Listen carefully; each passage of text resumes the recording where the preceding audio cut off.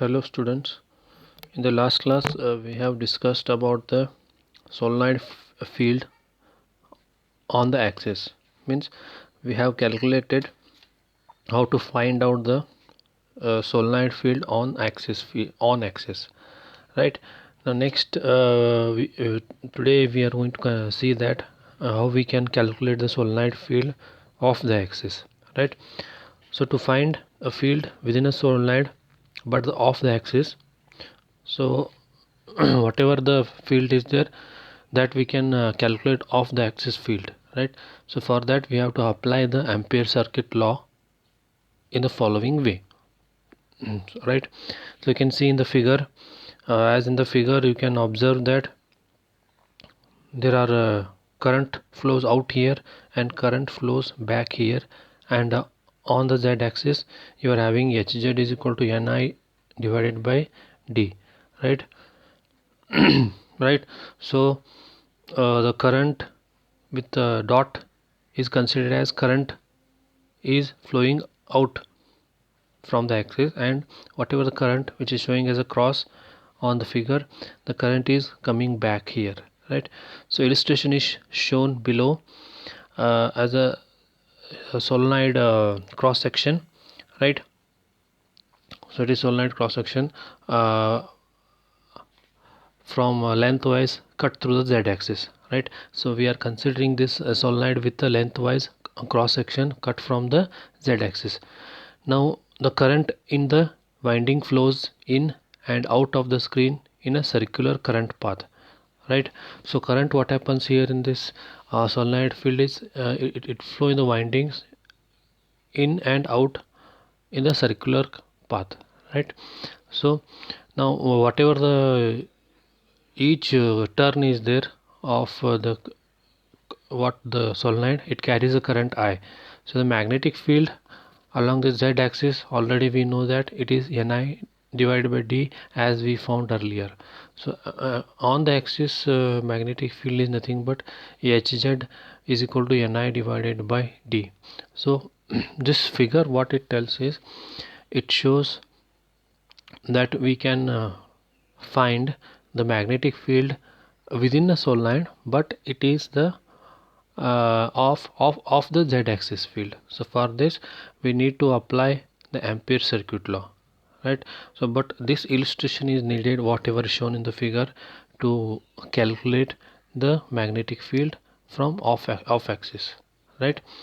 So next what we did and what we see is, now how to apply the Ampere circuit law for this illustration whatever I have shown in the previous diagram, right?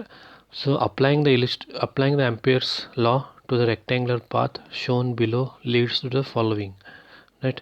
So in the figure what you are seeing in the previous figure, you can see I have shown in the previous figure, in that same figure we consider one rectangular path.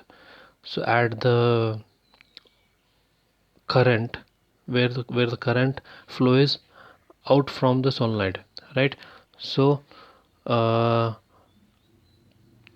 is what integration over h dot dl is nothing but equal to integration over h dot dl is nothing but equal to integration over the limits a to b hz dz.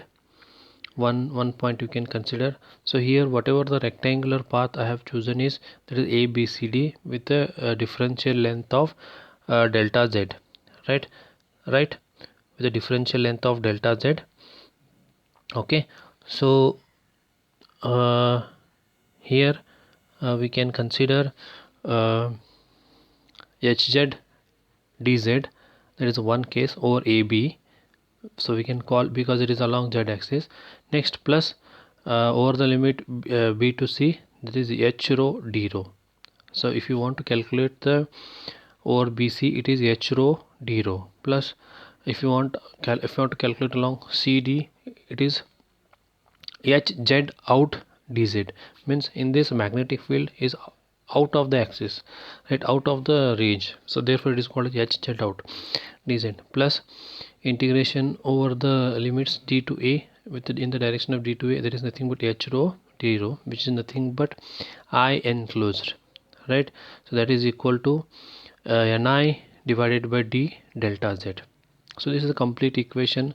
So if we apply the Ampere circuit law, right, where the allowance is made for the existence of radial edge component h rho, right, only an allowance is made for the existence of the radial edge component, that is h rho, right?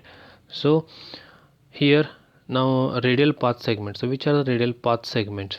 Okay, now the radial integrals will now cancel because they are oppositely directed, right? And because in the long coil h rho is not expected to differ between the two radial path segments, right? So the radial integrals will be now cancelled because already we know that they are directly opposite to each other, and in the long coil of h rho there is no much to difference for the two radial path segments.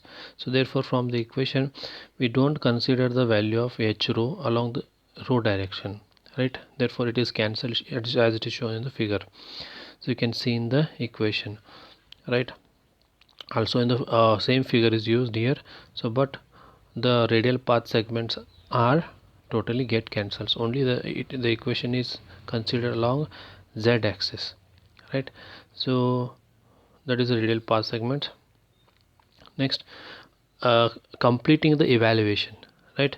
So if I want to complete the evaluation, so here what is left now, it is nothing but two z integrations, right?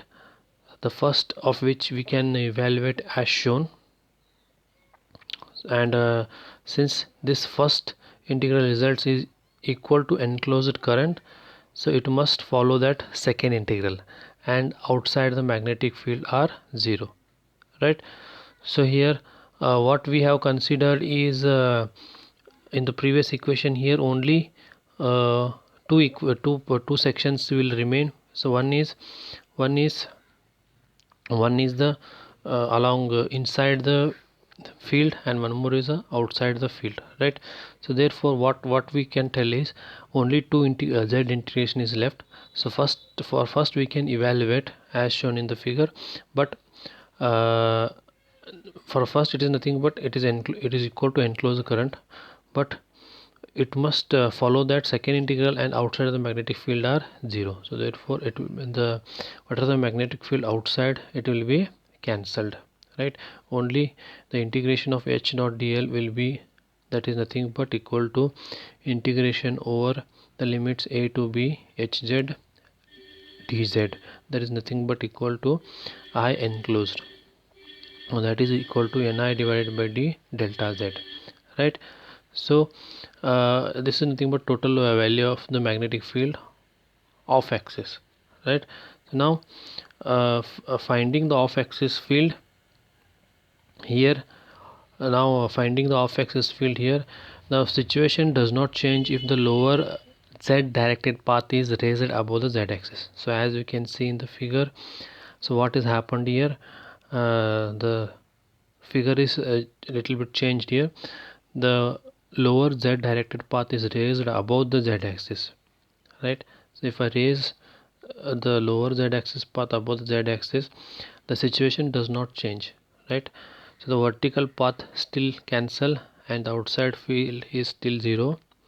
So the field along the path a to b is therefore ni by d as it was before. So therefore as same whatever you are considered here, that is nothing but if we shift the lower z directed path, if it is raised above the z axis, the situation will not change. So there is a little change in the figure, you can observe that. So whatever you calculated previously, that will remain same. So this equation is h dot dl, so integration of over the limits a to b hz dz, that is nothing but I enclosed equal to Ni divided by d delta z. So what is the conclusion here is the magnetic field within a so long solenoid is approximately constant throughout the coil cross section, and is hz is equal to Ni divided by d. Okay, so thank you.